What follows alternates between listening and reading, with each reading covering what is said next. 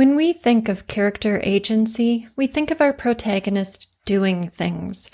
Doing, however, is more nuanced than it may seem at first blush. In our stories, as in life, our protagonist makes a choice and does something. She acts. Thanks to her action, the world and characters around her react. Likewise, the world and characters around our protagonist do things. They act, and our protagonist reacts. So, agency is firstly about the action-reaction pairings that make up our plot. Secondly, and more importantly, agency is about choice.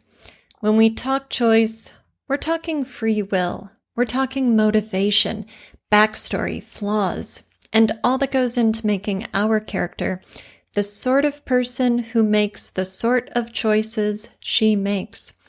Choices that lead to actions that have consequences.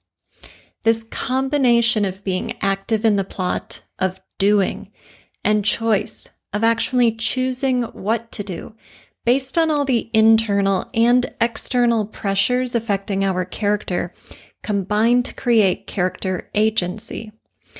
If our plot is a series of events happening to and around our character, we have a passive protagonist, no agency. If we have a plot, an event or two that happen to our character, and then she reacts to them with choice and action, we have an active protagonist. That's agency. Agency is key to the character driving the plot, instead of the plot driving the character. When a character has agency, you've got character engaged with plot. And when your character is engaged with your plot, you can bet your reader is engaged with your story. This is a StoryWorks writing tip, and I'm Alida Winternheimer, author, editor, teacher, and podcaster. Want more on agency? Check out episode 76 of the StoryWorks Roundtable podcast, or visit storyworkspodcast.com and put agency in the search field. If you enjoyed this writing tip, please give me a thumbs up, share it, and leave a review.